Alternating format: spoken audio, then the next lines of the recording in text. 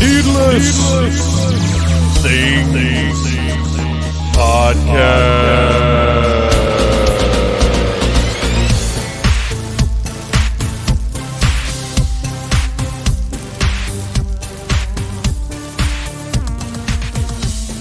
Hey, Phantomaniacs! Welcome to the newest episode of the Needless Things Podcast, where we talk about toys, movies, music, and all manner of pop culture dorkery. I am your host, Dave, and it is time for this month's Needless Quaran-tary, which is the 1995 Mortal Kombat movie.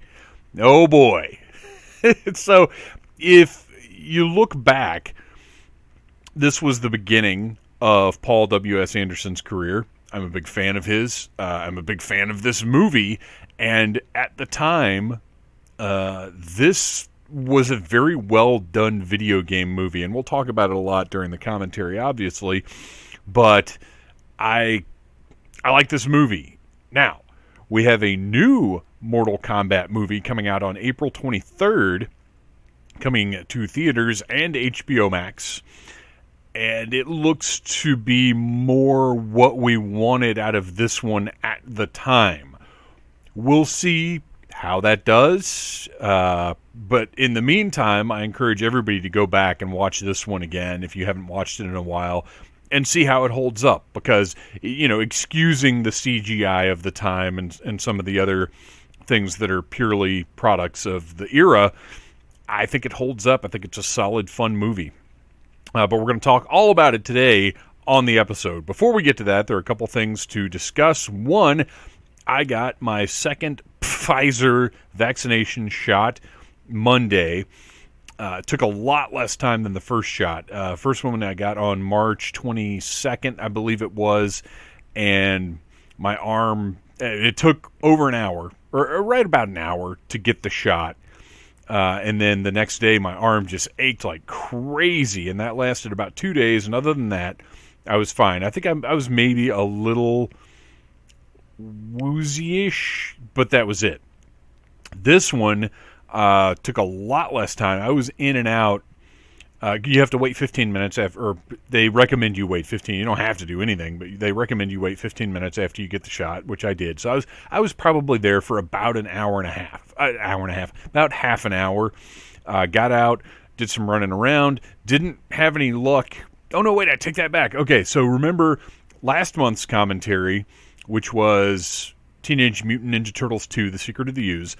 I mentioned that there was a variant of NECA's Super Shredder figure, and for the past month, I've been seeing pictures on Instagram and everywhere else of just dozens of these things sitting in Walmarts. And I wanted to see it in person because it's purple and it's Kevin Nash and it's Shredder. So even though I've already got the original Super Shredder figure, actually I've got two because I'm holding on to one to get signed by Kevin Nash at some point. But even though I've got the first Super Shredder figure, I wanted to see this one. I just wanted to see what it looked like.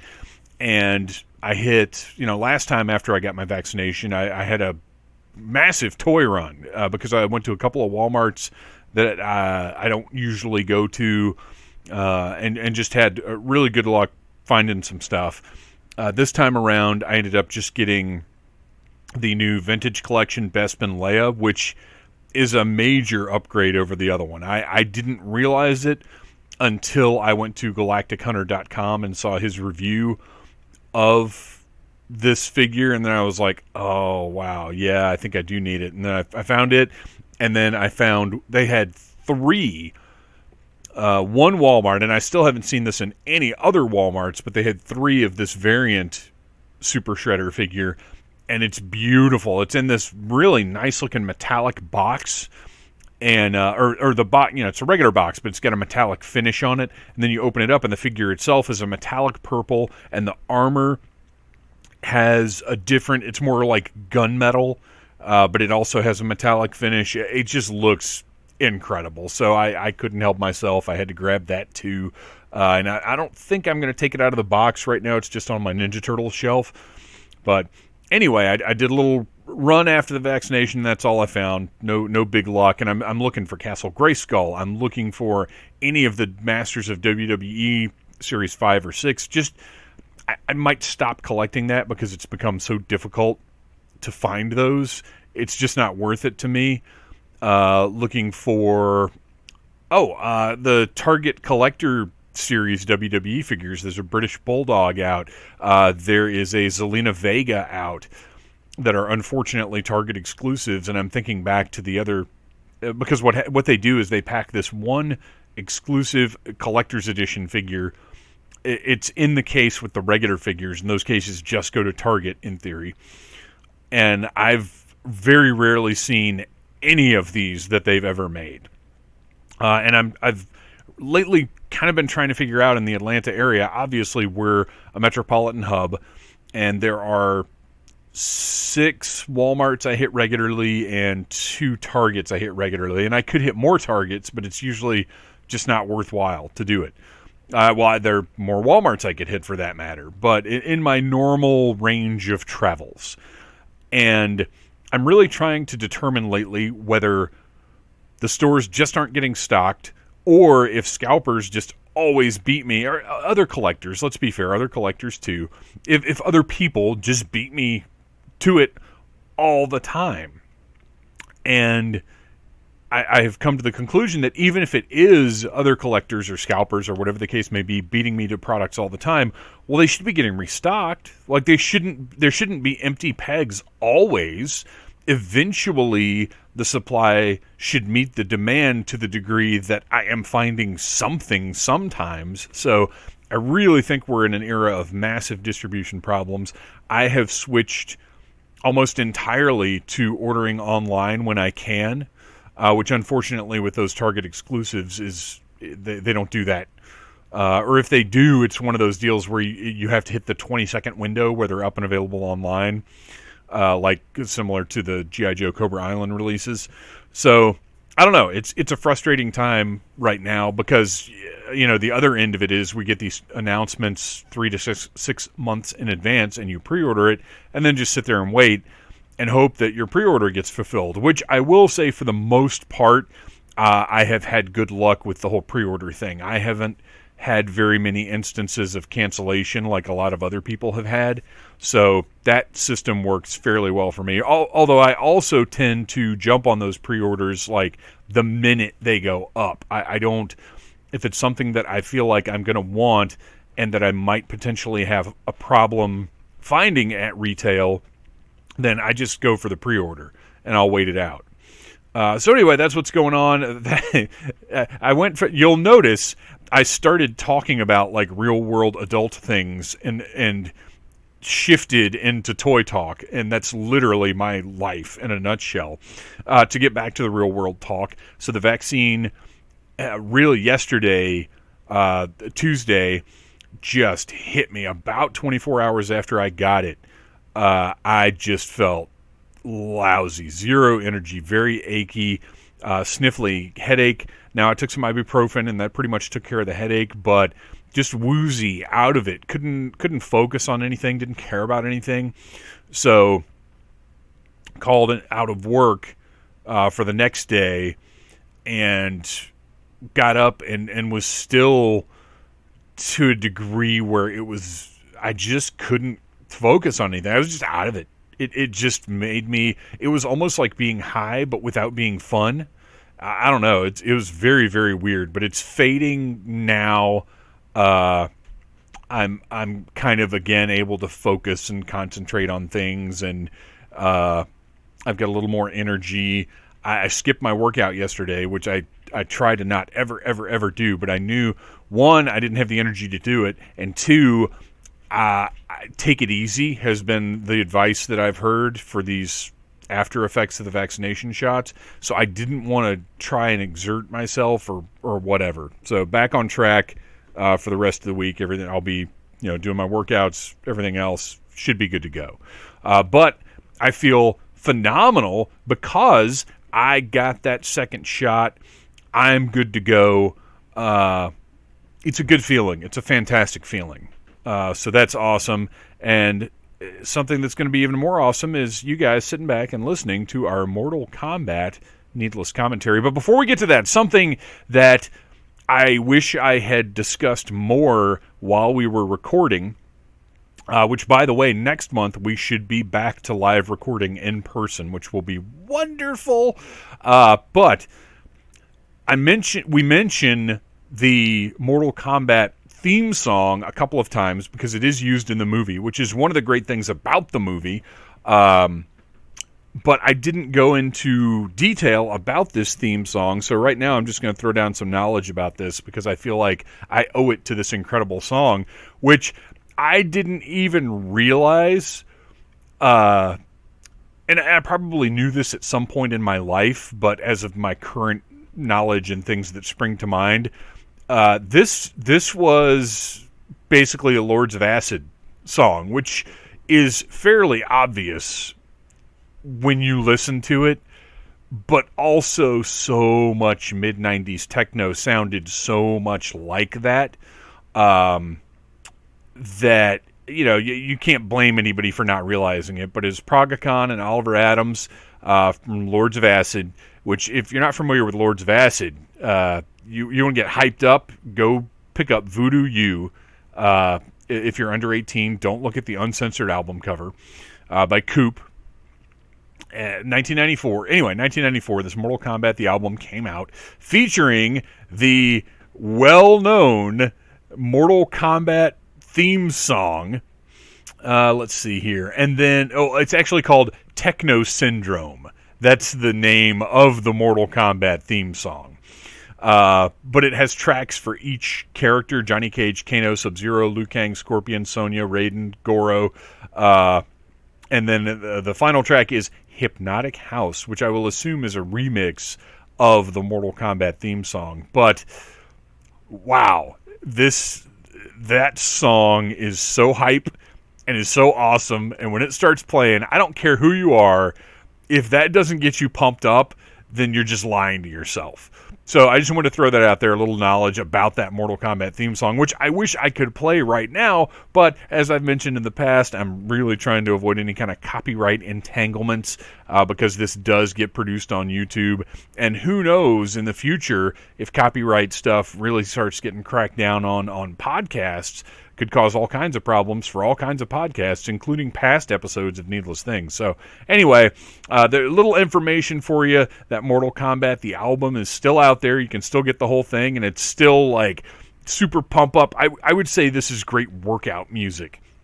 This is something you could put on, go in the gym, and punch along to Liu Kang, his theme song, Born in China. So there you go, a little information for you before we get into this month's Needless Commentary.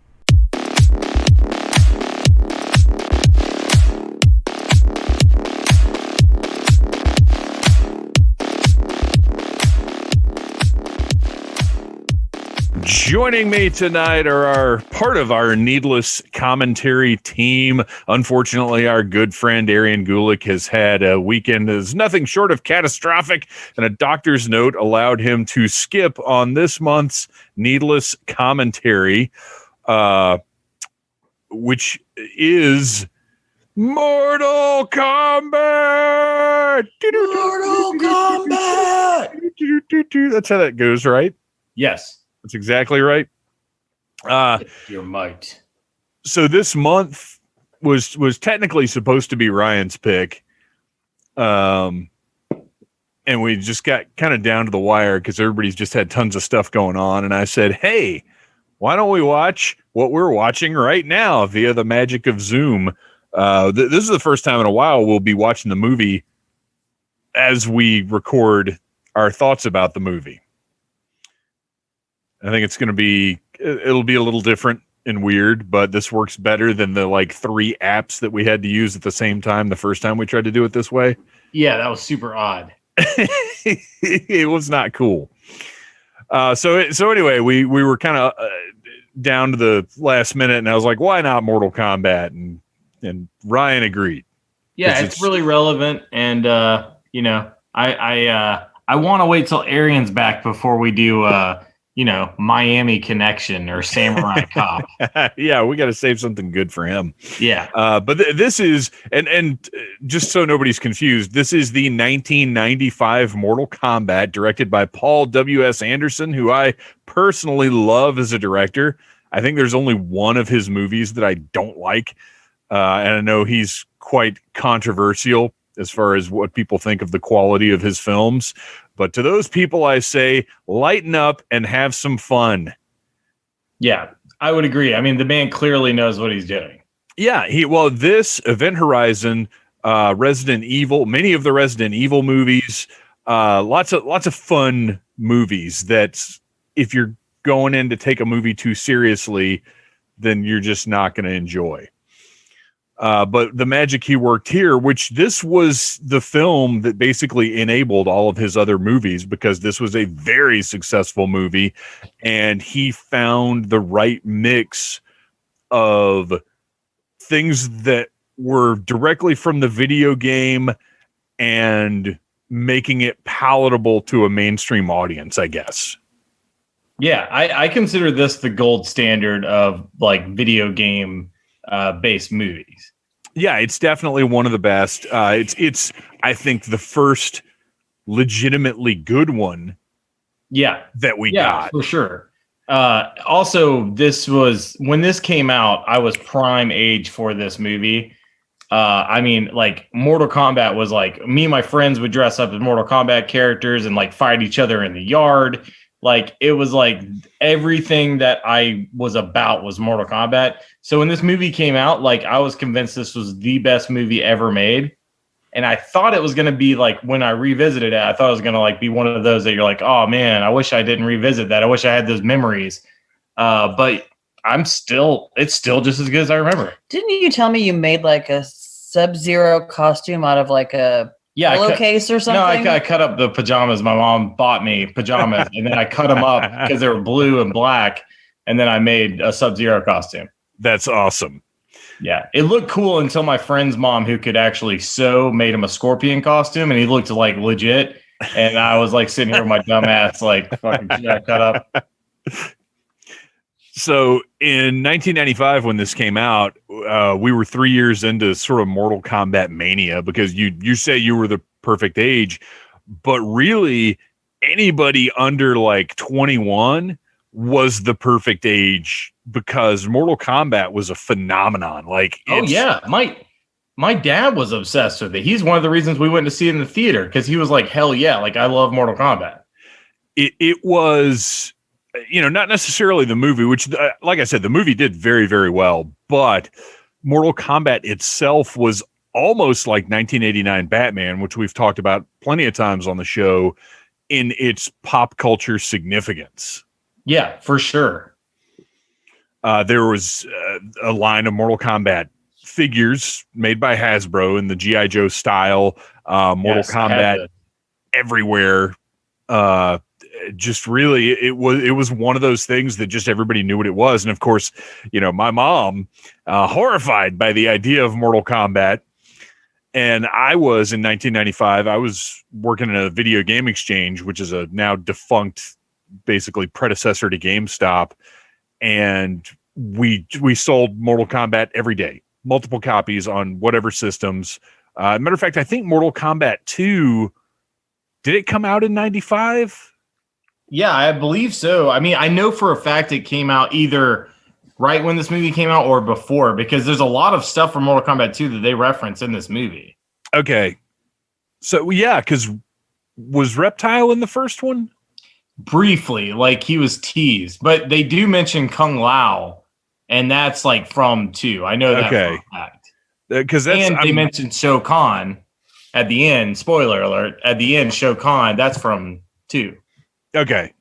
So the chances are it was that year where Mortal Kombat 2 hit. I want to say it came out either right before or right after I started working there, and it was crazy. It was in high full gear at the time. So movie wise, they get Paul Anderson. He was not yet Paul W.S. Anderson, because he didn't have to differentiate himself from another director named Paul Anderson. Paul Thomas Anderson, which very, very different directors there. For sure. And he, like I said, put together something that worked, I think, for video game fans and for the mainstream audience. It's a fun movie. It's an action movie. It's special effects heavy, but it's mostly still practical effects and big giant sets that they built to look like things from the video game.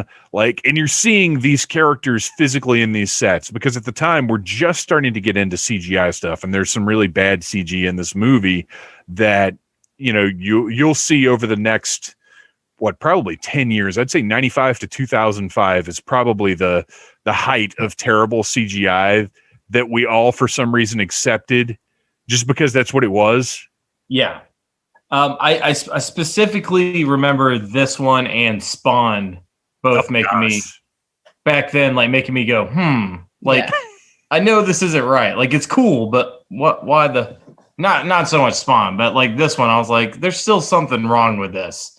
But like you said, the practical effects hold up dramatically. They look fucking good. Well, that's what's so great about things like this, and another video game reference, the Tomb Raider movie that used a lot of physical sets instead of just putting actors up against green screen, is that stuff holds up. Even if you can look at it and be like, yeah, that's a set, I'd rather look at that than some digitized temple in the background. And I say that as we're watching Liu Kang walk up to the Temple of Light or whatever. Yeah, which is in Thailand. A lot of these places are. Yeah, lots of stuff on location. Yeah. We actually were, the beach scenes and stuff, we've been to there. Oh, that's awesome. Also, funny story, I knew that when we were there, so I was like, oh, that's for Mortal Kombat, and that's for Mortal Kombat. And then, we got really, really drunk at this bar, and there was a DJ, and we just kept screaming at him to play the Mortal Kombat song. We're like, because he was playing stuff that sounded like the Mortal Kombat song. Yeah, he was playing techno dance stuff. Music. And I'm like, just do it, man. You know the song. He was thrilled. When the beat would kind of shift, we would just turn and scream, Mortal Kombat! And he would just shake his head and just put his head down every time. We had drank 5 buckets of vodka.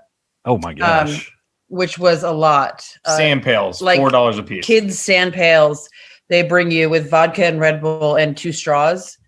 And I was like, oh, we should have one. It's the touristy thing to do. Well, then 5 buckets later, I was trying to pee in a squat toilet and screaming Mortal Kombat at a DJ in another country. You just said squat toilet as though this is a term that everybody is going to understand and recognize.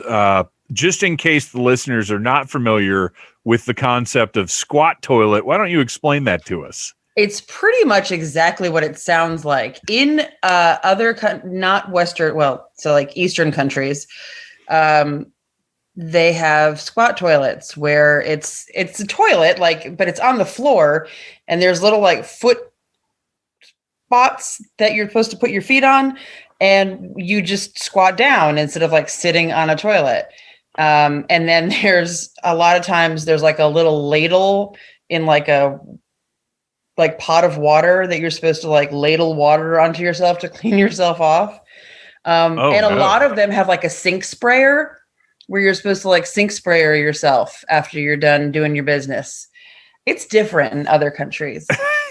It's exciting when you find a Western toilet. Right. Yeah, I would imagine so. That sounds sometimes they have Western toilets and no toilet paper, just a sink sprayer. So you have to kind of, it's different. A sink, what do you have to waddle out to the sink to?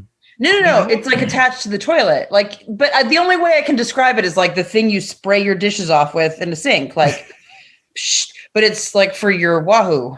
That's gonna be the new term. If I'm ever in a foreign country with you guys, I'd be like, hang on, I'm spraying my dishes. Just wait a minute.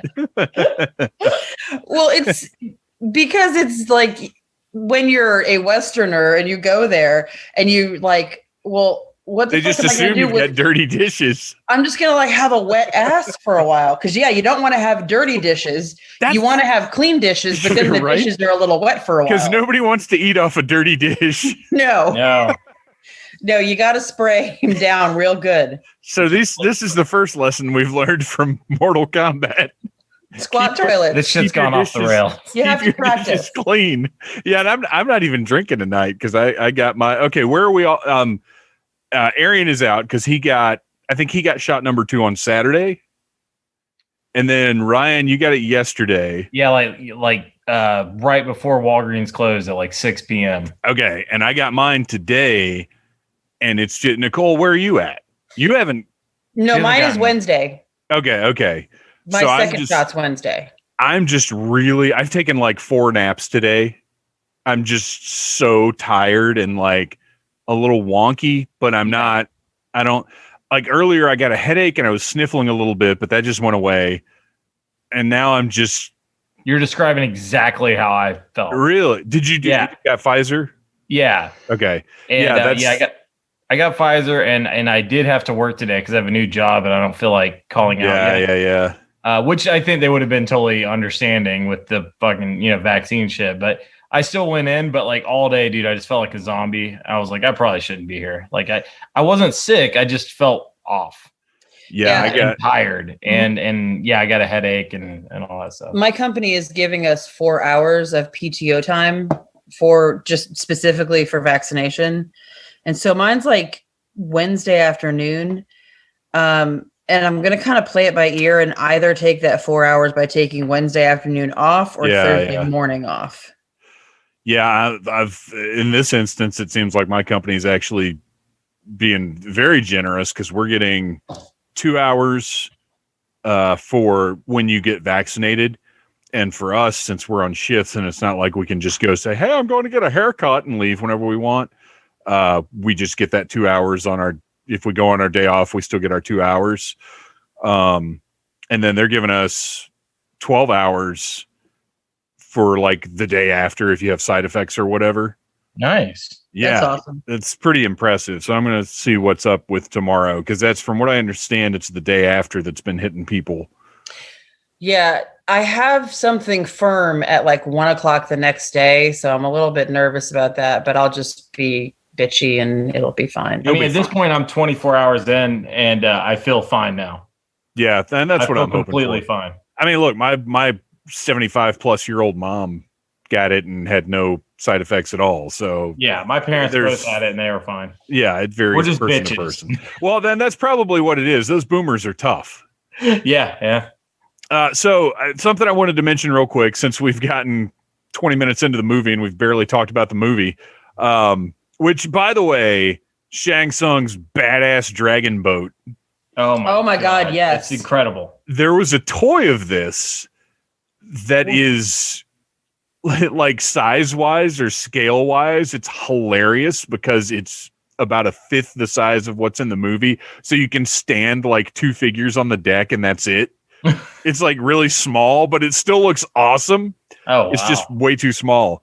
But anyway, the dragon boat looks badass. Yeah, that's like one of my favorite sets. And we have to mention in our cast here, Miss Veronica Vaughn, so hot. Yes, want to touch the hiney.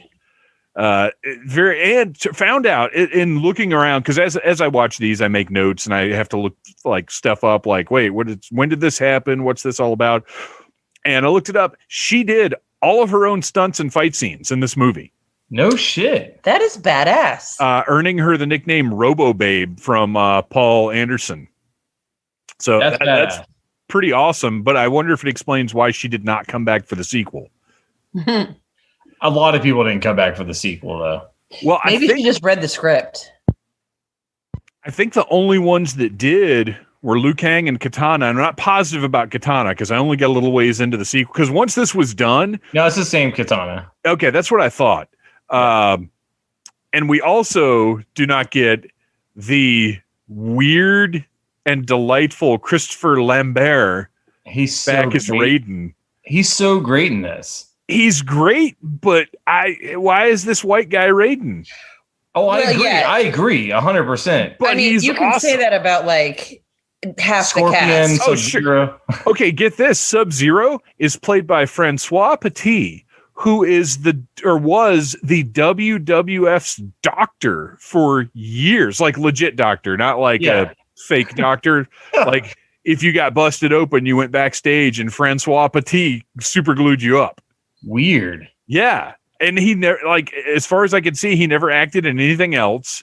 I don't know how he got the role, because I didn't go too far down the rabbit hole there. I just thought that was really weird trivia. But again, you've got a Caucasian guy playing what I always thought of as an Asian character. But he's definitely. I don't know. He's like a Lin Kuei like ninja. Yeah, there's a remarkable small number of Asian people in main parts in this. Like Katana is like, I guess I think she's like a Hispanic girl, but I'm like, yeah, but she's like Outworld descent, so that's okay. Like Katana's like, that's true. Nobody from Outworld is Asian. Yeah, exactly. How can you be Asian? That's like calling Clamp Champ African American.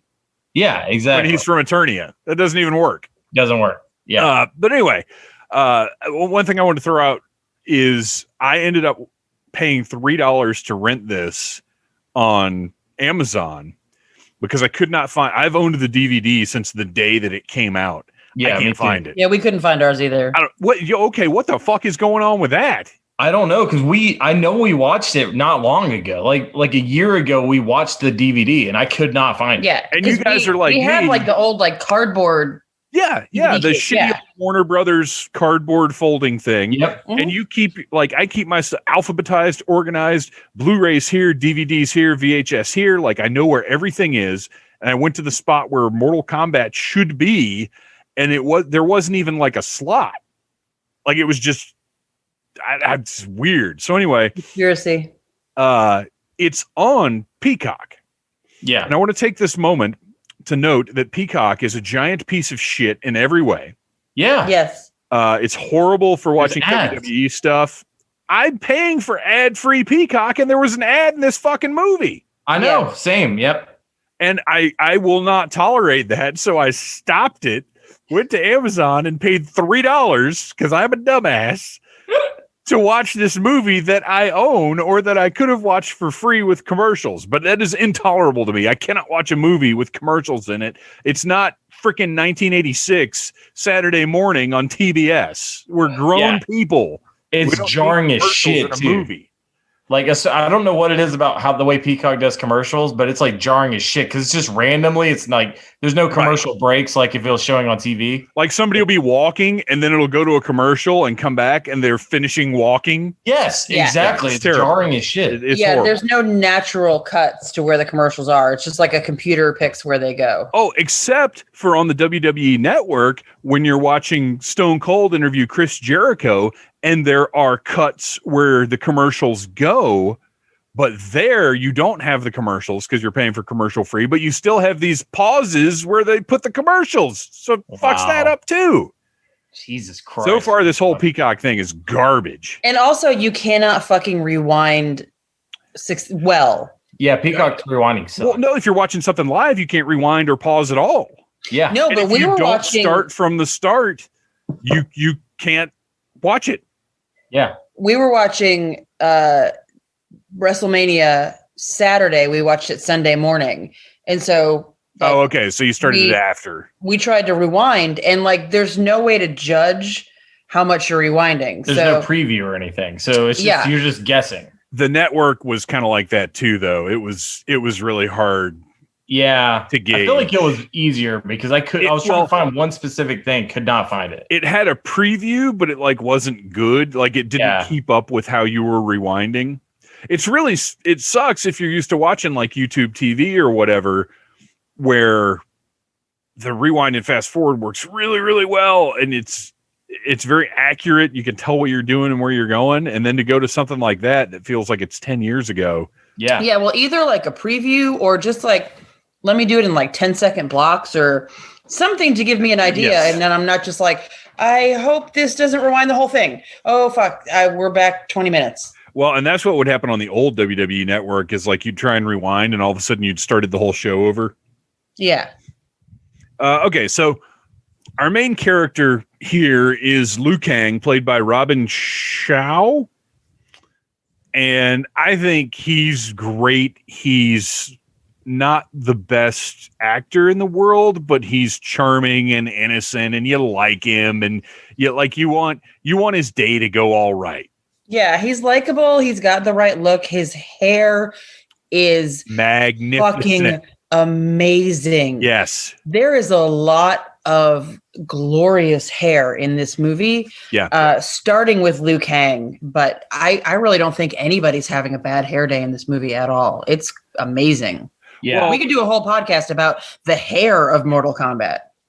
Paul Anderson has that sort of glam aspect of every movie he does where he is very aware of the looks of everything and he wants his actors to be pretty basically and like to have that appeal because I just watched Event Horizon the other night because Shout Factory put out that really good special edition and I watched like every second of it but even in that where it's sort of creepy outer space, you don't necessarily think of everybody in that as being pretty, but they're all like attractive people dealing with space hell. Like it's, and that's when you think about like Resident Evil, when you think about his movies, he gets pretty people and keeps them looking pretty. Yeah. There's one fight scene where Liu Kang's like flipping all around. And so he kind of like flips his head up and his hair it's like puffed and there's like volume and it's glistening. It's gorgeous. And like Christopher Lambert's hair is amazing. Oh yeah. Christopher Lambert's wig is amazing. Wig, yes, I'm sorry. Yeah, there are some great but wigs. It is amazing as well. Yeah. Yeah. But I mean, I think the cast in general, like when I think about Mortal Kombat characters, I think of these actors specifically. Like I think of this Johnny Cage, this Kano, like this Shang Tsung. If you said Shang Tsung, I wouldn't picture video game Shang Tsung, which now is the actor. Now they've come around to where the actor from this movie is playing Shang Tsung in the game. Christopher Lambert does the voice. Yeah, let me mangle this poor gentleman's name, Kari Hiroyuki Tagawa. Like he is Shang Tsung now, which is awesome. Yeah, he's fantastic. This movie's so influential. Like Kano wasn't even Australian until this movie, and now he's canonically Australian. Yeah. I mean, awesome. I think we should talk about Kano for a second because he's fantastic. He is probably the best Well, I don't know. Shang Tsung's probably the best performance in the movie. Yeah, but he's like 2. But Kano he's great. Yeah, I think he sadly passed away like at a young age, like not long after this movie. Yeah. He's so wonderful when he's eating at that banquet table with Goro. Just shooting the shit with Goro. That cracks me up. Why does nobody react to Goro like being a fucking beast with 4 arms? No one reacts to that being strange. Everybody handles I guess it's Goro. He's shooting the shit with Goro and explaining to him how weird it is that a guy shot ice out of his hands. He's like, isn't that weird? Yeah, but it's not weird at all that like you have 4 fucking arms and you're like a weird interdimensional hose beast. Like what the fuck? It's very strange to me. Let's talk a little bit about Johnny Cage. Boy, I got to move way down the cast list to find him. That's sad. Yeah, it is. Because he does a phenomenal. Oh, there he is. Okay, Lyndon Ashby is Johnny Cage, and to me, his look isn't quite what I pictured for Johnny Cage, but he's so good at the character that it doesn't matter. Yeah, he's really good at being that like smug celebrity asshole. Yeah. You know, it's just silly enough. Yeah. He's really good. I mean, that opening scene with Johnny Cage is fucking great where he's fighting all the dudes in the airplane hangar. Like that shit's so good. And this is the part where you fall down. Like that shit's just so good. And then the callback later when he's fighting Goro it's perfect. I think, yeah, I agree. Like, he doesn't have quite the look, but like, he's so good that, like, once again, he's who I think of when I think of Johnny Cage. Yeah, he owns it. He owned the part. Yeah. So Christopher Lambert, and I've heard Lambert and I've heard Lambert. I don't know what it is. I just like Lambert because it goes along with his bizarre, completely unidentifiable accent. Yeah, what is he? Nobody in the history of Earth has ever had whatever that accent is but him, which makes me think he actually is like a Highlander or Raiden or something. I think he's actually Raiden. He is Raiden. That's why it was actually great casting. So Raiden is basically Yoda in this. Yeah. But the funny thing is, he's like the laziest Yoda ever because he tells Liu Kang he's going to prepare him for Shang Tsung, and then kind of doesn't really do anything. And then he tells him like 3 rules, and that's it. And then at the end, he tells him, "You are ready now." What? You didn't do anything. What do you mean you're ready now? And then he takes credit for it. He's like, there's nothing else I can teach you. Yeah, that's what it is. There's nothing left to teach you. You taught him nothing. So even in the IMDb summary of this movie, it's like, Raiden hand chooses 3 fighters from Earth Realm, blah, blah, blah. And then after intense training, and I'm like, wait, was that a deleted scene? Because I don't remember, and I just watched this again. I don't remember Raiden's intense training of the 3 of them. I would love to see a montage of like Raiden like blowing a whistle while they're like training. I wonder if you could generously look at this movie and decide that all of the fights and everything that happens between Raiden talking, he doesn't really even gather them together. He just talks to them on the boat. Yeah. So between the time where Raiden talks to them on the boat and Liu Kang faces Shang Tsung, could you generously consider all the fighting and shit that happens in between those as training? No. No. Come on. No. Okay. No. It's right. Part of Mortal Kombat. He's competing. He's instantly just competing. He's not training. So Goro's big giant hand just popped up on the screen for the first time, giving us a hint that we're going to see something. Well, we've already seen Reptile here, which let's talk about Reptile for a minute. Yeah. Absolutely horrible, dodgy CGI, but really horrifying character design. Oh yeah, it's a creative take on the character, like a really cool. Because like I feel like if they just did Reptile as another ninja right away after you just saw the 2 ninjas on the boat, like you'd be like, okay, what the fuck? Yeah, like here's another one. He's green, like whatever. But the fact that they made him this like horrifying creature, and then you get the ninja one later, I dig that. Which we'll get to that. Yeah, I've got a lot to say about that. It makes so much sense. Super duper creepy. The giant teeth, the buggy eyes, the weird shape and design. And then we see Goro's hand and then Goro's shadow. And then when Goro actually shows up, which I think the first time we see him completely is in that scene with Kano. It's 1995. And I think Goro looks pretty fucking good. He looks great. Yeah, he really does. Yeah. Like this, it's clear that some of the scenes are all puppetry and animatronics. Some of the scenes are a dude with like the lower arms of the dude, and then he's got a giant puppet sitting on his shoulders. Yeah. But like you don't look at it and think that's what it is, because when he's walking around, you can see by the way that he walks that like the bottom part of him is moving normally and the top part of him is just kind of sitting there shaking as he walks.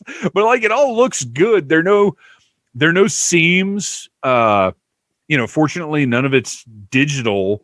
So again, even though it's not, well, I don't know, it's pretty close to Ninja Turtles level, I think.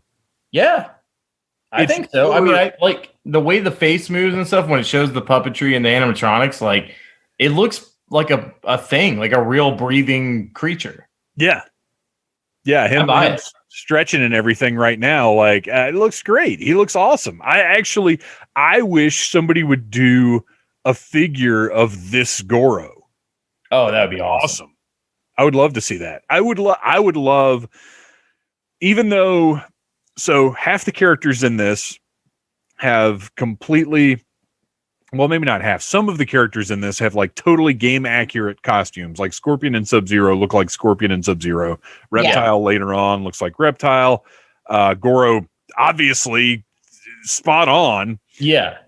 But then other characters just don't really look like their in-game counterparts. So it's hard for me to say I would like, because I was going to say I would love a line that was compatible with NECA's Ninja Turtles line. Like, it would be cool, but at the same time, like something like Liu Kang, well, you've got his hair, I guess, is a selling point. I mean, I think Liu Kang at the end of this movie is he looks about right. He's got the baggy pants. Yeah. But I feel like they could market a Liu Kang toy to like girls and boys. You know, because like they make him like a sweet fighter, and then also like you could have Liu Kang's hair salon. Liu Kang, sweet fighter. Sweet Fighter's another franchise. Yeah. Oh, speaking of which, okay, so they made a Street Fighter the movie game. Yes. That was actually digitized versions of like Jean-Claude Van Damme and Raul Julia fighting. It was like a shitty Mortal Kombat. Right. It was terrible. What a weird choice. But right, because they had, I mean, when they were making that game, they didn't know that movie was going to suck so hard. Yeah. Which we'll get around to it one of these days. Oh, I'm down. I haven't seen that since I was a kid. Yeah, I haven't seen it since it was on cable, I guess, because I sure as shit didn't go see it in the theater, because it didn't. I was never as much a Street Fighter guy. Well, I'm not even really a fighting game guy, but like Mortal Kombat was undeniable. Yeah. It was Mortal Kombat and then later Tekken for me. It was Mortal Kombat and then later Way of the Warrior for me. I haven't even played that. Way of the Warrior, a 3DO exclusive game. The entire soundtrack was White Zombie. It was literally just the first album, like on repeat. Hell yeah. The whole time. Look up Way of the Warrior on YouTube. Check that out. It was not a great game, but it was, I mean, from what I just told you, you have enough information to make a decision about what kind of game it was. But it was like that. It was like digitized graphics, kind of like that Street Fighter the movie game. But anyway, moving on. Let's see. Where am I in my notes? I've lost everything because I'm so tired. Oh, sets. Sets are incredible. We've already talked about the sets a little bit, but like every new place they go to is this, some of them are a little more compact, but they all have this feel to them, this spooky, otherworldly feel. It's got fog all over the place. It's very, very Temple of Doom. Yes, for sure. There's so many great sets. We haven't gotten to it yet, but like the Scorpion fight when that part, the world of ladders and bones. Yeah. I know, we were watching it and I told Ryan, I was like, is this like scaffolding storage in hell? Yes. Well, there's a lot of it that's very also kind of Nightmare on Elm Street. Some of the wilder concepts they had in that, very dreamlike. That's that Scorpion's lair, I guess it is, looks like so many ladders. You never know. Sometimes you need to reach things. That's where he keeps his cookies. He's got the ladders. But it's very like Freddy Krueger-ish. It seems like somewhere where somebody would be like, oh shit, I must be in Freddy's gonna get me soon. Man, I wish Scorpion called somebody a bitch in this. Welcome, bitch. Jarring. And Sub-Zero and Scorpion, the ninjas, they have their sort of trademark things to a little bit of a lesser degree. The sequel movie goes really wild and gives them all their exact, like, it's insane. Okay, real quick right here. They're trying to find Katana. They have just assumed that Katana, well, first of all, that this person is Katana because they don't know her yet. So they've assumed that this person is Katana and that this person is there to help them and are just following her through this crazy temple. Johnny Cage is like, she definitely went this way. as they're clearing undisturbed cobwebs from in front of them. Oh yeah, nobody's gone this way, idiot. It's so good. He's like, oh, I smell her perfume. She's like, I smell bullshit. How creepy is that, though? Well, I don't know. I work with some people who are fairly heavily scented. So I actually got a package delivered from UPS today that I had to throw the box in the basement immediately because it stunk so much of cologne. Ew. But the thing in the box didn't stink of cologne, so it's just the box. So some UPS guy just rubbed it all over his body. Up and he saw your name. He was like, "Ooh, Nicole Gould. That sounds like a sexy lady." Yes, let me rub this all over my cologne. I think that's exactly what happened for sure. Well, now I have to set it on fire. We've got a fight scene here where there are three heroes kind of working together. Johnny Cage gets his cool hero pose. Well, they all get their cool hero poses. Oh yeah. The fight choreography in this, especially considering Bridget Wilson is not a stunt or fight person, I think they did a great job with making all the fight scenes very dynamic and interesting to watch and not hard to follow. Like, it's not a ton of cuts where you don't know what's going on. It's not too close where you can't tell like who's hitting who and when. Like, all the fights are shot really well. Oh yeah. No, the fight choreography is badass. And I believe the guy playing Johnny Cage, he also like had to learn for the movie. Like, he's doing his own stunts and like had to learn karate and shit for the movie. Let's see here. Yeah, as a matter of fact, it says the actors performed most of their own stunts. So all of them apparently did that. And Johnny Cage ended up with a bruised kidney. And that's it. It was Cage's fight against Scorpion. I feel like, all of the extras and ninjas and other fighters were all like stunt people, cage fighters, athletes, whatever, so they were able to like put them up against people who were really physical specimens. So it made like their half of the fight really good too. Yeah, they were working with a lot of professionals. Yeah, I liked all the goons with the red hats. I don't know what that's really for, but I like it. But that being said, I hate the one that's fighting Sub-Zero. And it bothered me even when I was a kid watching this. He's like, ooh, ooh, and he's like making so many noises, and it pisses me off. There is a lot of extraneous grunting in this movie. Goro grunts a lot. It's ridiculous how much he grunts. He's like Grunto. As for the guy that has to fight Sub-Zero, I think the reason they did that is just because they had to have that build up, because that's basically the Raiders of the Lost Ark scene. Yeah. And then Sub-Zero's like, so like that, they kind of had to build him up for a minute, give him a little bit of time to make it seem like he was going to do something, even though we all know exactly what's going to happen. Yeah. So that's like I can forgive that. It's still obnoxious, but I get it.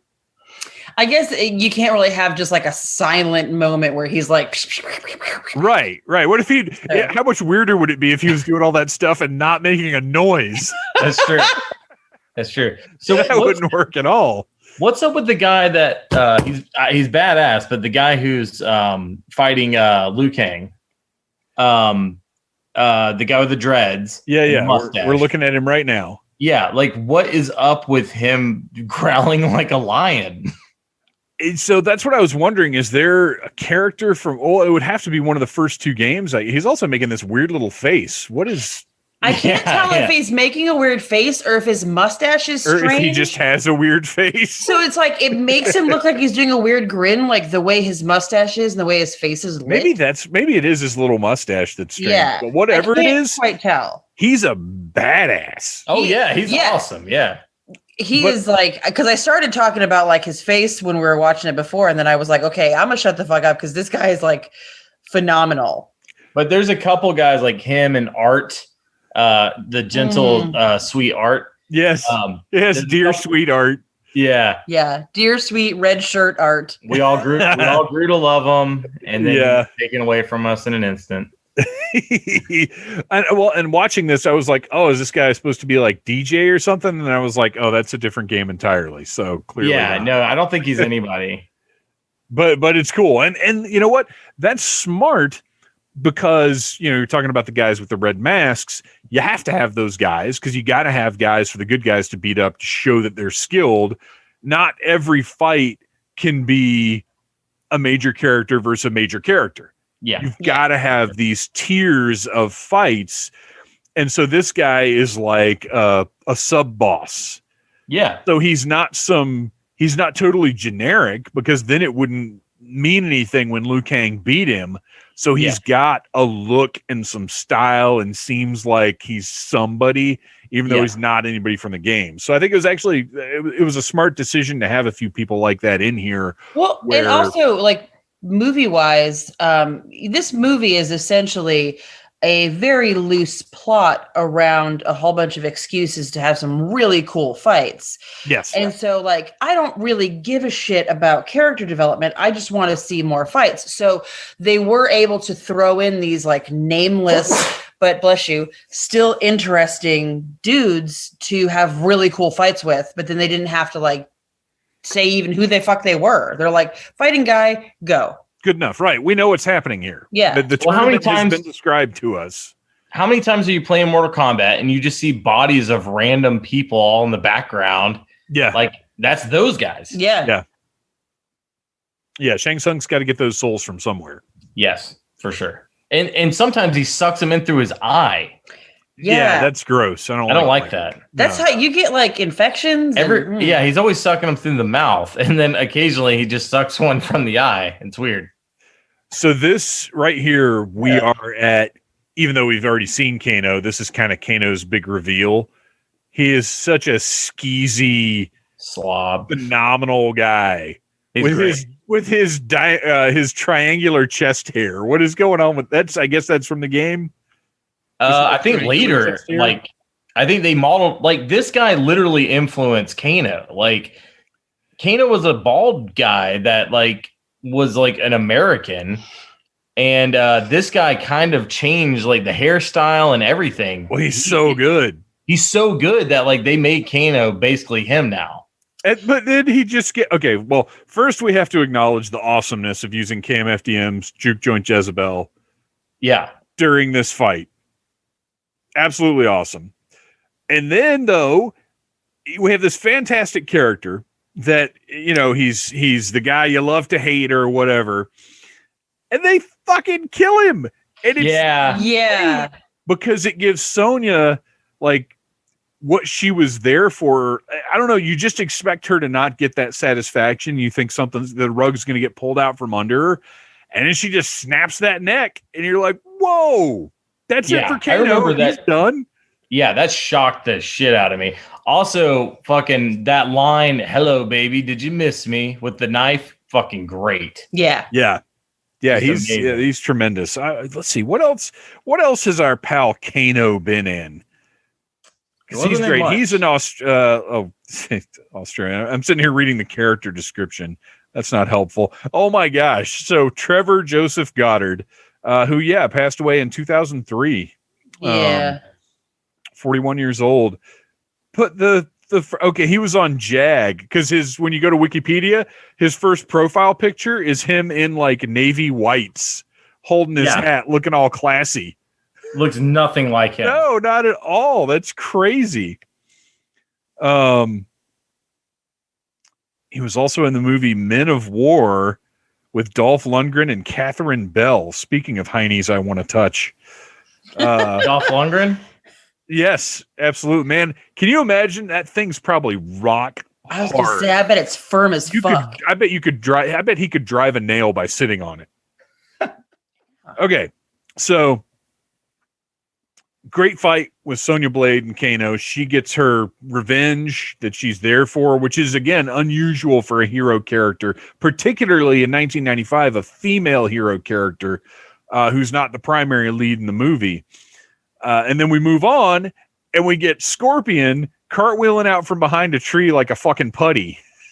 Yeah, what the fuck? This is the only part of the movie that really bothers me is, like, right now it's like everyone's fighting, like it's like sanctioned fights that are happening.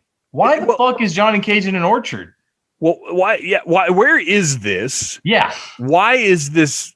Is this a sanctioned fight, and they just don't have Shang Tsung there watching? Yeah. Okay, here it comes. Here it just comes. Stuck in there. Wait. Here it is. Here it is.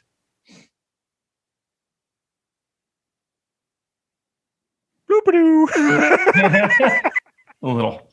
Just cartwheels out from behind a tree, and then his poor little harpoon guy, which I don't believe is normally anthropomorphic. Isn't it normally just like a harpoon? It's a spear. But in this, it's this little creature that comes out of his hand, which is horrifying. Yeah, it's terrifying. And then it splatters up against a tree, and I guess he can retract it into his body, and he has a whole colony of harpoon creatures living in his body. Just curled and up, another one just crawls into his arm and attaches itself to that rope. That's I don't like shit. Yeah, I don't like thinking about Scorpion's biology, but I do like thinking about his apartment, which is fucking wacky. Yes. I'm telling you, there are cookies up there.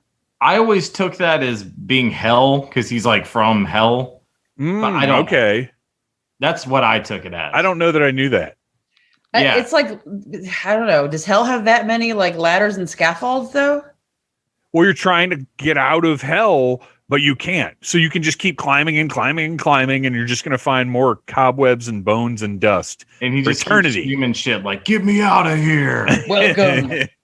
So let's real quick. I want to, since we've got a pretty long and awesome fight scene going on here.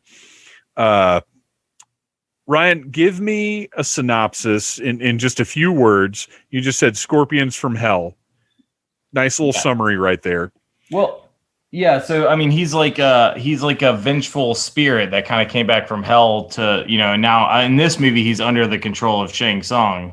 But like, yeah, he's a wraith. Like he's a demon basically. Like he was a human at one point. He's Pinhead. Okay. But a ninja. Sure. That's it. Yeah, that's pretty much it. Yes. So Johnny Cage, Hollywood actor who's actually a really awesome martial artist. Was he like based on Jean-Claude Van Damme? Is that a thing? Yeah, from what I understand, he was. Seems like it. I even heard that. I don't know if it was a rumor that he actually chose to not do this movie and then ended up doing Street Fighter. Because I heard that they wanted him. I heard that he was based off of him. I feel like I've heard that as well. But that could be just he made the wrong choice. Yes, he really did. Okay, so although I got to say, I don't see Jean-Claude Van Damme doing a better job than this guy. No, not at all. He would not have been a better Johnny Cage. Okay, so Sub-Zero, what's his deal? So Sub-Zero, I believe his family was killed by Scorpion, or he at least was led to believe that, and that's what their internal feud is about. But like, I believe that he didn't actually kill his family. There's like some confusion over the Lin Kuei, and like this, it's two different ninjas, like the blue ones and the yellow ones, and they have a feud. That's basically it. Okay, I don't know why he shoots frost out of his hands. I think their powers. So does Sub-Zero have any relation to like Kung Lao and Liu Kang and their whole lineage of No, he's like his own thing. He's his own ninja of ice people. Okay, those good old ice ninjas. Yeah. So here we've got Scorpion's surprising skull head, which I mean, not surprising if you've played the game, but like this is awesome because it's again practical effects where you see this guy getting cut up, stuff squirting out of him. This is one of the many instances where they made this movie look and feel really brutal without making it rated R. I think it is rated R, isn't it? No, it's PG-13. Oh, wow. And that's right, because that's the big thing about the new one is that it is rated R. Yeah, but they do a good job of making you think that this movie is really brutal with like freezing the guy and he explodes and like there's a lot of shit that seems like it's really gory, but it's not really. That's wild. Yeah, they did do a good job with that. So it's never actually bothered me that this is PG-13 because they do a really good job,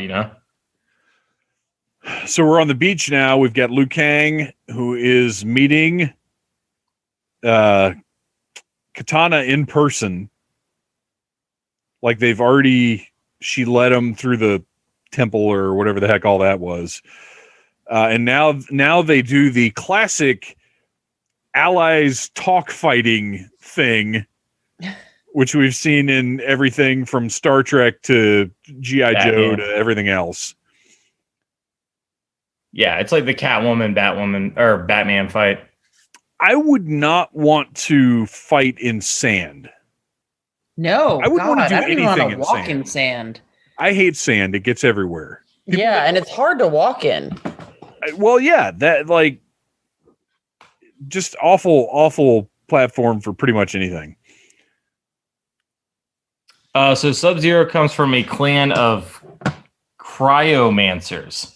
Oh, well, of course. Well, I was just going to say cryomancers. I mean, duh. What's a cryomancer? And they shoot ice out of their hands, obviously. Clearly. And also make ice replicas of themselves to fool their enemies into hitting the ice replica while they sneak up behind their enemies and punch them in the back of the head. How would that ever work? You'd be like, that's clearly an Iceman. Right. I see what you did there. Yeah. Clearly an Iceman. Okay. So that's the vaccine talking. Yeah, right. This is all the vaccine talking. So let's see. Next note I've got, we've already kind of covered this. This movie is so fucking wacky. Why couldn't all of the costumes have been totally game accurate? And I guess I'm not saying that Katana should be wearing like a blue thong or whatever. I mean, but they could have given her some color. It is weird. I mentioned that when we were watching it too. I'm like, why is she wearing like black and she doesn't have the face mask? The mask, I understand, although she could have put it on to fight. Like, that would have been cool. Yeah, that would have been sweet. Yeah, but least also unveil it at some point. In 1995, we're still at the point where people are afraid of making comic book or video game things look like comic book or video game things. And as much as we get out of this, when we see Sub-Zero looking exactly like Sub-Zero walking down the stairs right now, but that's also a very traditional ninja look. So, there are decades of kung fu movies where dudes dressed like this were fighting. So this isn't as outlandish as some of the other things. I don't know. I'd be interested to hear the costuming decisions. And I would hope, I don't think Shout Factory or anybody has done like a deluxe version of this yet. I don't think so. I'd be I would absolutely buy that if it were done, especially since my DVD is freaking gone. Yeah, ours too. And I don't think the DVD had like anything on it. No, it was just the movie, I think. And some trailers. I think so. Matter of fact, I would go so far as to say I think it was one of the ones where you put the DVD in, the movie just starts playing. Probably. Like I don't think it even went to a menu. So this is, we get this awesome scene here that's set up. Raiden was very clearly the guy carrying, like even before you saw his face, he comes in carrying the buckets of water, and you're like, well, that's Raiden. Yeah. Yeah. And Katana has told him, you're going to use the element of life to fight your next battle. Oh my God. Why didn't you just fucking say water? Because you don't talk like that when you're from Outworld. And we get this insane ice bubble, this pulsing ice bubble that I don't think is anything from the game, but is really cool. Yeah, I really like it. I mean, there is like, he does have like a high powered like ice attack where he kind of builds it up in his hands for a while. Like it's different than the normal ice attack. But yeah, I don't think that's anything specific. But the way that they do this is so awesome. And this fucking giant icicle just flying through the air and impaling him. Oh, I love it. It's great. Yeah, I mean, I think they did a good job with Scorpion and Sub-Zero. I think they did a really good job. And to what you were saying about the characters, like some of them not looking right, it doesn't make sense because this movie is, like you said, it's insane. Yeah. They weren't scared, obviously. I mean, they literally put the little voice of like Scorpion being like, "Get over here," and shit. Right. Like, and like they constantly are just referencing everyone's names. Like, it's just clearly like a video game kind of thing. They're like, "Oh, look, it's Kano. Oh, it's Johnny Cage. It's Sonya." Like they say their names like over and over again. It's so silly and video gamey. So I don't know why they didn't. But it's funny you say that it's so silly, but in watching the first half hour or however far I got into the second one, because the end of this one, the second one picks up right there. Yeah. So it's really jarring that half of your cast is completely different people. It's like when when they turn around in Spaceballs, but yeah, it's still it continues right on. And I was like, I gotta look, I gotta see, because I knew I hated it. But that was years and years ago, where my mentality was different about movies. But they don't say the characters' names in the second one. So, like, the yellow robot shows up, which is that Cyrax? Is that the yellow robot? That's Cyrax, the Red One Sector. Okay, so the yellow robot shows up, and I'm like, oh, what the fuck is his name? Is that Cyrax, or is that whoever? And then later on, the big stupid looking Shao Kahn is talking. He really needs to put his mask back on because he looks dumb. He's talking and he kills a ninja. It's Rain, I think.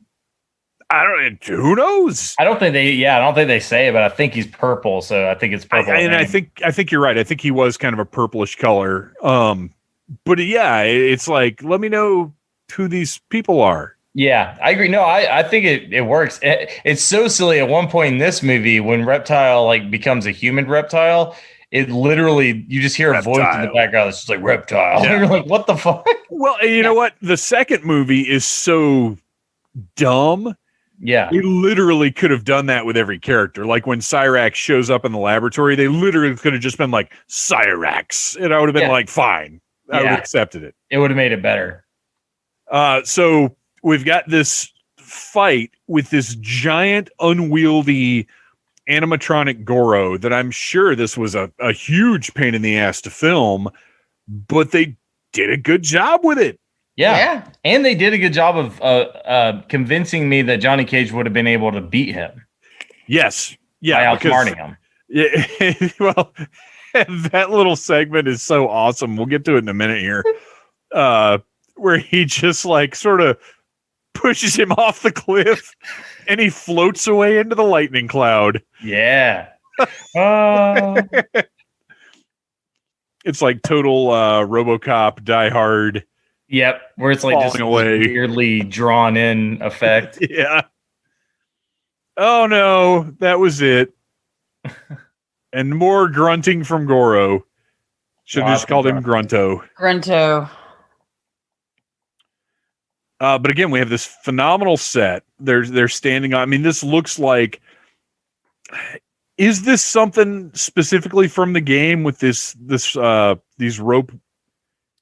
There's a lot of things that are like pretty like adjacent to the game, but this one doesn't look familiar to me at all. Because like they could have gone with Goro's Lair, which is a pretty classic like level, which is like this like kind of grayish like dungeon looking area with a bunch of skeletons hanging up. Like they could have done that and it probably would have been cooler, but I think maybe this is supposed to be Goro's Lair, but it just looks different. Well, and here's the important thing is it looks like it's from the game. Yes. Like it doesn't feel everything, this courtyard here, like everything in the movie, even if it's not specifically lifted from the game, looks like part of that world. Yeah, I agree. Yeah, and I mean, they did a really, really good job with all that. Like, especially like there's little touches that I don't even think I noticed until this time. But when they're fighting on the beach, and like Shang Tsung sitting there on his little throne, he's got like just random monks with like hoods that are just standing around him, which is straight up out of the first game. Right. Yeah, and I don't think I ever noticed that. I was just like, oh, he's just on a beach. But the fact that he was surrounded by these guys with these hoods, like that was like straight up from the game. Yeah, I can actually picture that stage or whatever with him up on the throne and the people just sort of lined up watching as they fight. Yeah, exactly. So Those are $500 sunglasses, asshole. Great line. Oh, we forgot to mention when he fights Scorpion and he throws down his like fucking picture. Like, how insane is that? Yes, after Scorpion explodes and he throws down the and it's worded strangely, to my greatest fan, isn't that what it says? Yeah, I think so. Oh, that's great though. It's fucking Like, awesome. wait, did he have it in his pocket? Doesn't matter. You know what? He probably did. I 100% believe Johnny Cage just carries those around with him. He's got like an 8x10 sleeve in like the back of his pants. His pants were pretty big, so. Yeah, they're 90s pants. Those are some like Cavaricis. Yeah. For sure. He has the most 90s outfit on like ever. Big flowing shirt, rolled up sleeves. Yep. Cavarici pants, definitely. Yeah, it's pretty badass. So we're probably going to get ahead of the movie at this point because we're not going to sit here with the whole thing, even though it's only about 90 minutes. I think it's clocks in at like an hour and 40 minutes maybe. But I want to talk about. I think we have to talk about Reptile at this point. Yes, please. So we get to Johnny Cage calls out Goro. Goro chases him up to the cliff. And he gets fooled into falling off the cliff. And then they have the big meeting. And turns out, well, they've got to go to Outworld because Sonya Blade, since she is a female character in a movie in 1995, gets kidnapped. Yep. Yes. And Raiden goes so far, he's like, I'm going to fight Sonya Blade in Mortal Kombat. And he's like, you coward. Yeah. And I'm like, wow. Yeah. It's not the best. If I was Sonya, I'd be like, what the fuck? Yeah. And also, she's the only one who, like, because Johnny Cage killed Scorpion, who's like a monster demon kind of guy. Liu Kang doesn't kill anybody. Sonya Blade straight up murders a human. One of us. Yeah. I'm talking up to that point in the movie. Yeah. Because at the end of the movie, give a fuck. She just grins about it. Yeah. Crack. So like, she's the biggest badass of all of them at that point. Yes. Oh, yeah. Oh, no, wait. I love how, though, she gets kidnapped and they change her outfit and do her hair and makeup. That's in my notes. That is in my notes. They put her in this little dress with big, like, hair, like she's supposed to be crawling around on the hood of a Camaro. Yeah. Yes. It's the most stereotypical kidnapped girl look. But let's picture they kidnap her. They bring her to Outworld. Sure. And they sit her in a chair. Yes. And then they take a blow dryer and maybe a round brush and some Aquanet. And they style her hair after she has been kidnapped. And then they blow it out. What's the word? Tease it out? They tease it out. They give her a whole bunch of volume and body. Yes. And then they do a makeover of her makeup. And apparently she just like is like, okay, well, I'm not really happy about being kidnapped, but I really am enjoying this makeover that I'm getting. So I guess I'll just like sit here. I mean, I don't know. Have you ever tried to do makeup on somebody that was struggling? Because I don't think it'd be easy. Here is your frame of reference. A movie that we covered here as a Needless Commentary in Flash Gordon, when Dale Arden.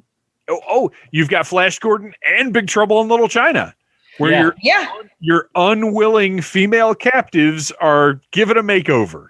Entire makeovers. And I feel like there's probably 10 other movies that you could come up with that do that as well. I would be interested in a list of captive makeovers. I want to see the deleted scene of how you get hair and makeup done as a unwilling captive who has just been kidnapped. I mean, you got to knock her out.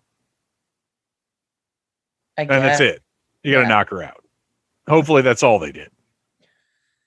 What have you done to me? Oh, wow. Oh, my hair looks fantastic. Thank you. You look great. I don't know about this dress that kind of looks like a nutsack, but everything else is looking pretty good.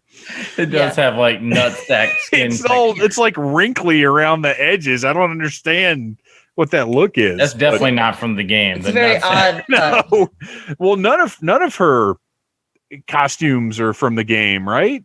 I mean, Are the she had shorts the a little bit? shorts and stuff. Like The shorts kinda. are? Okay. And the hat. Yeah, kind of.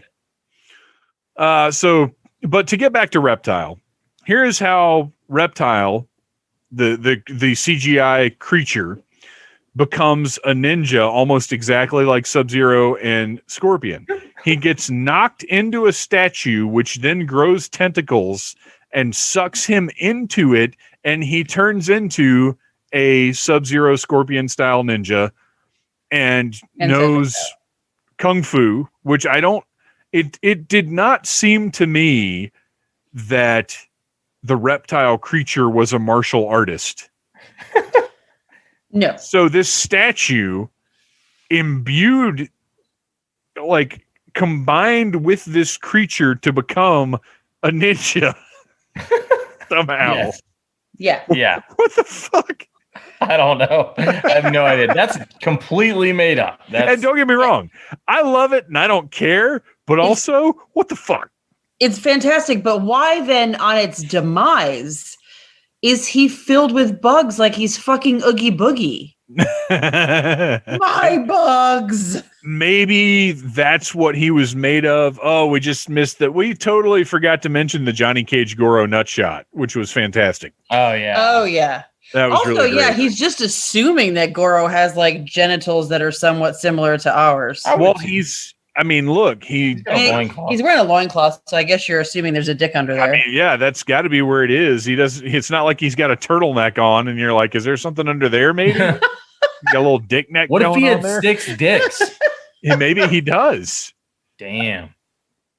Oh my gosh! What if he has? Okay, so if he's got 6 dicks, what if they're all in different places, or are they just like 6 dick stalks growing out of like one spot? I mean, Dick stalks. Wait! Whoa! We're not just blowing past the fact that you just said dick stalks. I like mushrooms, like keep your dishes clean. Yes. Use the sink sprayer. So here it is. We get a very brief fight of Johnny Cage just kicking Goro right off the cliff, and he floats away into the lightning cloud. It's so fast. Yeah. Oh yeah, he gets to hang on for a second. And you wonder if Johnny Cage is going to have the moment of, oh, I don't want you to die. But he has the beautiful callback. He's like, this is where you fall. Yeah. Which is actually pretty good. Yeah. Okay, so to get back to, we've got Sonya Blade tied up in Outworld, kidnapped by Shang Tsung. We've covered Reptile. A great fight between Reptile and Liu Kang. And look, I love 90s techno music in movies like this. Oh yeah. Like it gets me hyped.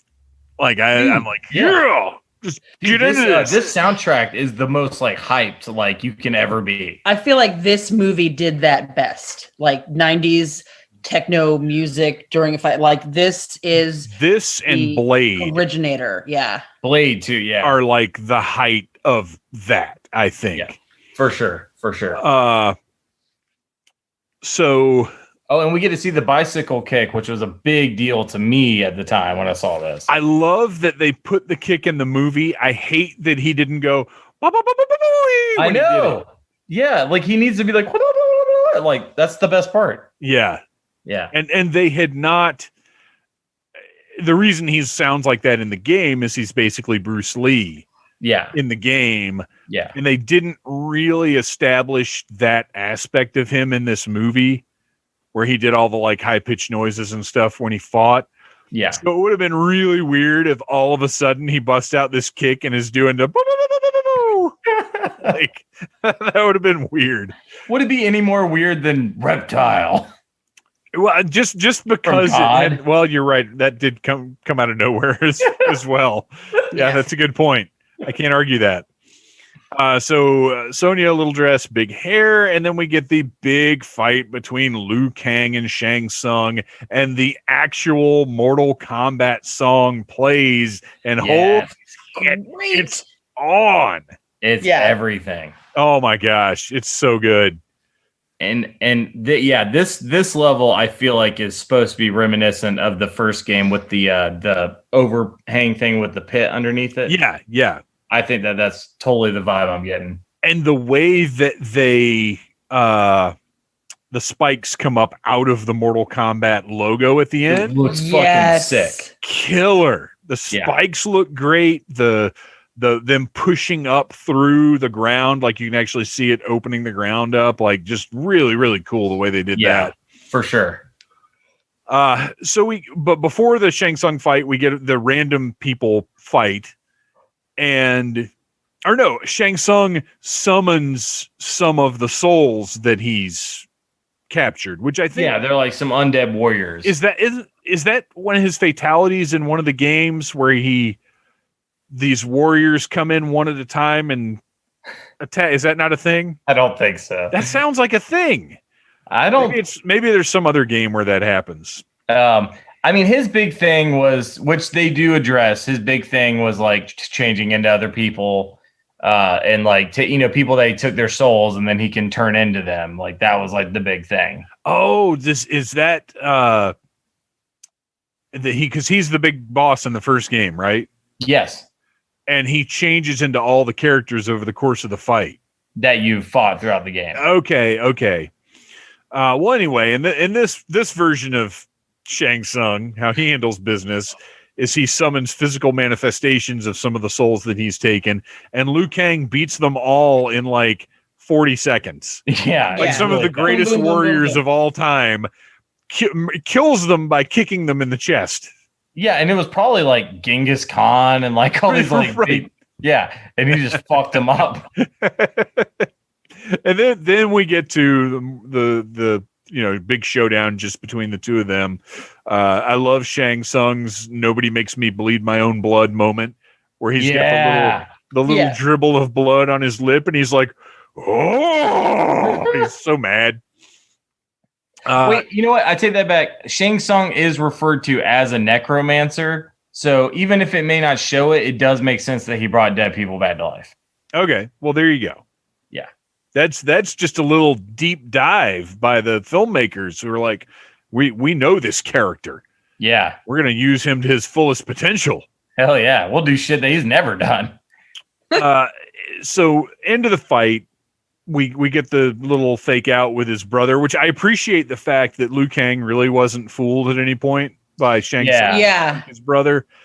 Like it was, of course, if you're faced with your dead brother, you're going to have a moment where you're like, "What's happening here? This is uncomfortable." But like, they didn't do the full on like, "Oh, brother, I love you," and then Shang Tsung got like a move in on him or something. Yeah, or like that didn't happen. He didn't look like a chump. Yeah. And then we get what I feel like was a really half-assed way to do Liu Kang's fireball. Yeah, I didn't love that. I do like the idea that he wasn't able to do that until he was in Outworld. It's almost like being in Outworld gave him powers. Yeah, and that's fine. That's cool. But yeah, I don't like the way they did the fireball. It was like he punched. It wasn't a fireball. He like punched him with fire. I wish that he had done, because he beats the shit out of him for like a minute. Oh yeah. And it would have been cool if he'd like jumped back and then done the fireball and blown him off the side. Like from a distance, like it is in the game. Yeah. I don't know why they went with that, punching him with fire. Yeah, that was a weird choice. And again, I'm sure they had a good reason for doing it that way. It's just like with the costumes. I would love to hear a commentary where they talk about, potentially address some of these things. Yeah. But it still looks cool. Like the effect of the fire does look cool, and it achieves the purpose of sending him over the edge onto those spikes. Which that looks really good. It looks killer. Yeah, because like Goro falling off looked terrible, but him falling off looked amazing. Well, I imagine they probably, shot Shang Tsung falling off practically, but Goro, they didn't have a bottomless pit of lightning clouds handy to throw throw the puppet into. Yeah.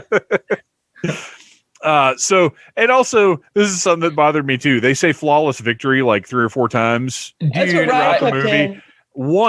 There's one flawless victory in this movie with Sub-Zero. Right. Yeah. And the rest of the times it's not, because flawless victory, for the listeners who maybe aren't familiar with Mortal Kombat, if such a thing exists, flawless victory means you defeated your opponent taking no damage. Yep. And in Mortal Kombat, if you get hit once, that inflicts damage. Yep. So these other flawless victories in the movie, the other person did not avoid getting hit. Like, it was a fight. It's just that they happened to win very decisively. Yeah. Yeah. You know, we were watching it and Ryan was like, I don't think the director understood what a flawless victory was. And I was like, yeah, but I mean, you could just understand what the word flawless means and get it.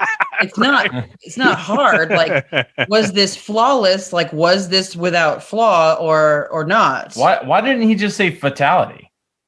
Yeah. Yeah, that would have been much cooler. Yeah. Not as cool as in the second movie where they literally talk about animalities, though. Yeah. Yeah. And then they have a dragon fight. Oh, God. I'm telling you, by the time because I had to stop to record this, by the time I stopped Mortal Kombat Annihilation, I was in. Was he talking? It's fucking terrible. Do I remember right? Was he talking to Nightwolf? Yes. Yeah. Yes, because when Nightwolf looked cool. When Nightwolf shows up, he's a literal wolf. Yeah. And it gets really confusing because Nightwolf shows up and is a dick and then leaves, and then it's snowing, and then Jade shows up and she's like in a animal bikini and tries to seduce him, and then all of a sudden she's wearing clothes and she's beating the shit out of him, and then it's not snowing anymore, and then like it lost me a little bit, I'm not gonna lie, but I'm going to go back and finish that movie at some point. Like, it was not I'm done with this piece of shit. It was, I am totally into this piece of shit. We tried a few months ago. We watched this. It might have even been a year. And we were ago, fucking like hyped. We're like, this is so good. Great. We had so much fun watching it. And then we put number 2 on and we turned it off. It's a number 2. It was a number 2. For me, and not everybody might have this same experience, but for me, it was a matter of just adjusting my expectations, because you watch this movie and you're like, man, I'm so stoked to see the follow-up. And the follow-up is a massive disappointment compared to this one. But then if you adjust your expectations to like, okay, I don't want a good sequel to this movie. I want a movie that is sci-fi level or better, that faithfully uses elements of Mortal Kombat. Yeah, which it does that. If you adjust your expectations down to that, it's pretty fun because the fights are still awesome. Yeah. It's just shot with like no skill and no finesse whatsoever. All right, well, we gotta wrap this one up. Obviously, we've already talked about it. Liu Kang defeats Shang Tsung. Everybody has a happy time at the end. Sonya gets untied and gets her Daisy Dukes back, which is somehow more dignified than her nutsack dress. And they go back to the Temple of Light in Thailand or whatever that temple is. And Raiden meets them there and says some weird shit in his accent and acts like he did anything. And then nothing. And then giant interdimensional thunderstorm. The temple topples and Shao Kahn's big terrifying face, which by the way is much scarier in this one than it is in the second one. Oh yeah, he looked terrifying in this one. Basically says, I have come to fuck you all up. Wah-ha-ha. And then it goes, Mortal Kombat, and the credits roll. Yeah. And, we get the heroes with Raiden all go into fight poses, which is and awesome. then Raiden goes, I don't think so. Yes, because I'm not going to be in the next one. Yeah. Yeah, that's why he said I don't think so. Yeah, he's like, I don't think so, I'm out. That's another thing I'd like to know is why, because look, Christopher Lambert's resume is not exactly full of shining gems of cinematic achievement. No. So like, I wonder how you managed to not get that guy back to they a got sequel. Dexter's dad. They got what? You know the show Dexter? Yeah. Yeah, it's the dad from Dexter is Raiden. Wait, wasn't John Lithgow his dad? No. Who was John Lithgow? He was a Not killer. Like his adopted dad. Dexter's adopted dad. The cop. Oh, really? Who is it?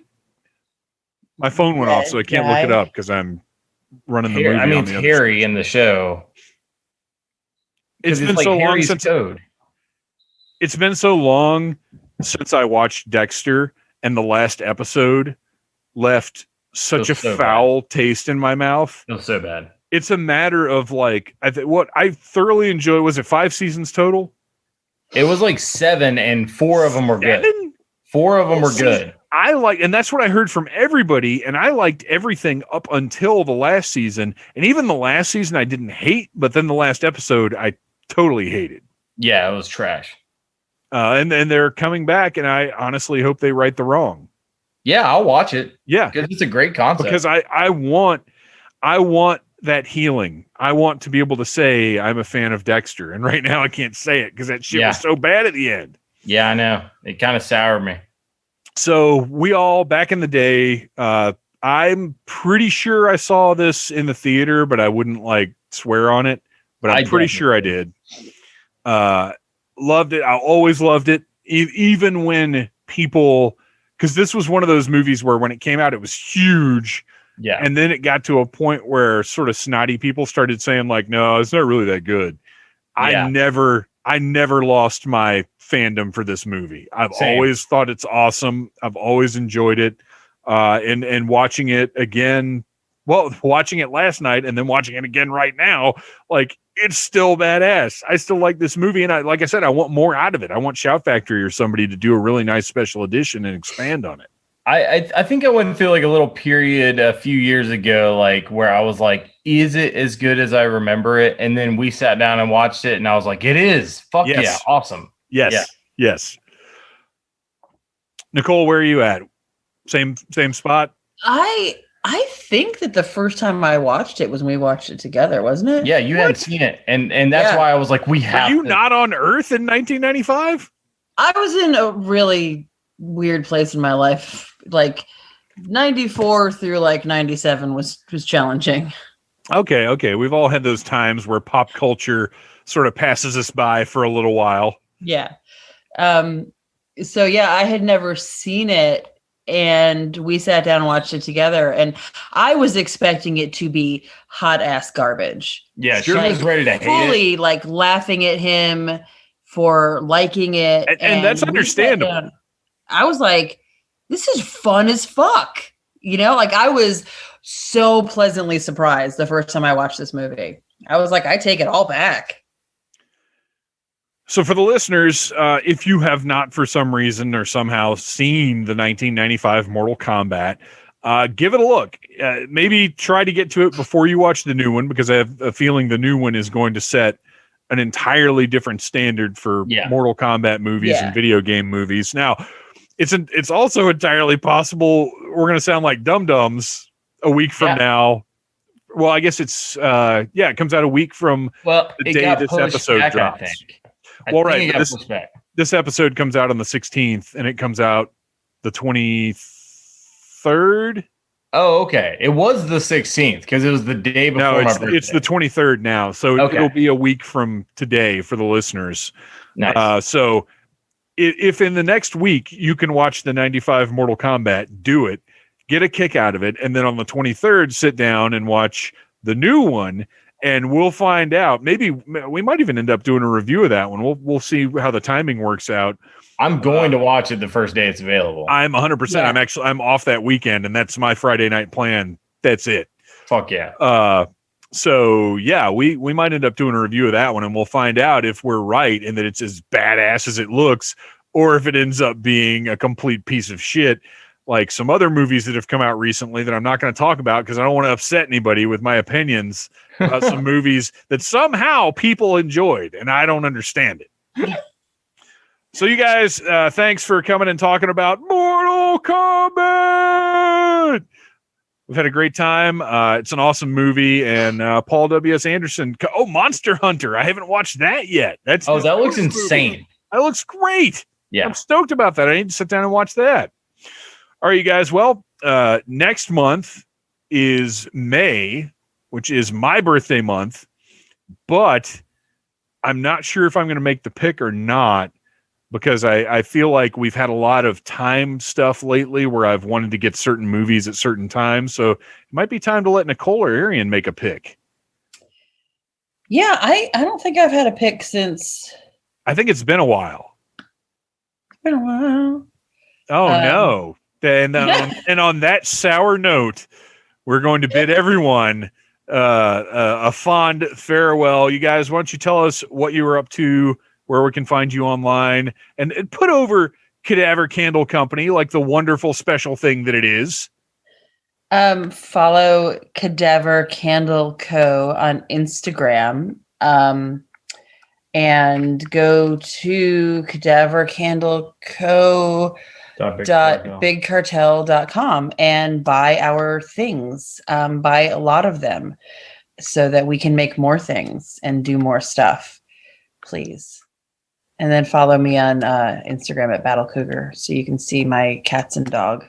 Popular Kitten. Sometimes my food. Popular Kitten, #, Popular Kitten. She's the best. I am not a cat person, but I am charmed by this little creature. She's so cute. She's the cutest little pooper. Ryan Cadaver, I believe you might have a musical project that you're involved with from time to time. Yeah. Actually, when this comes out, I believe the show will be tomorrow. Oh, yes.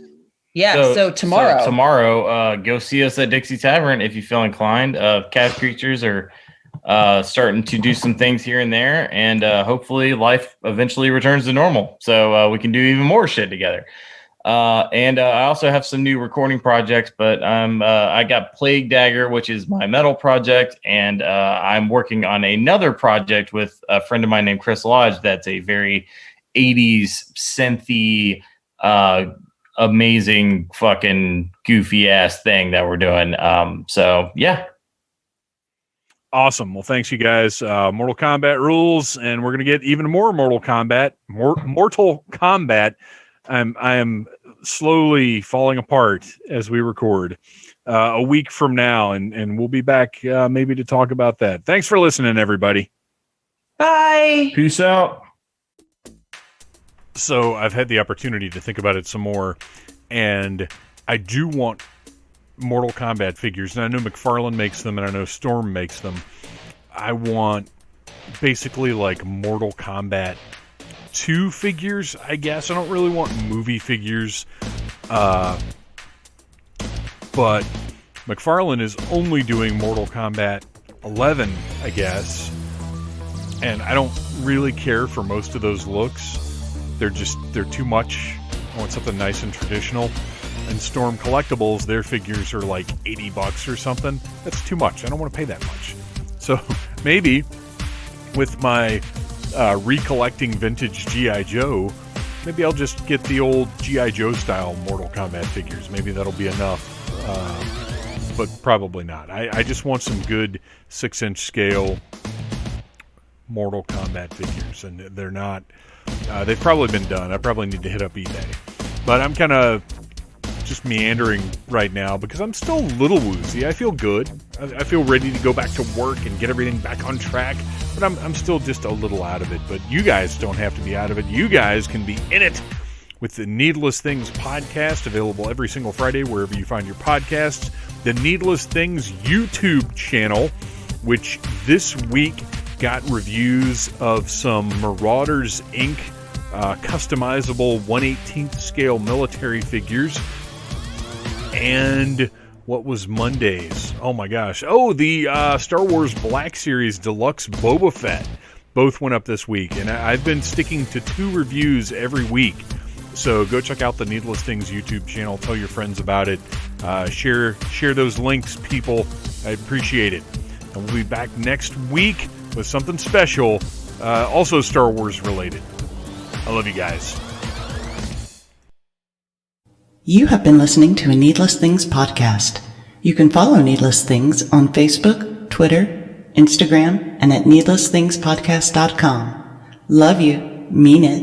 Uh-huh.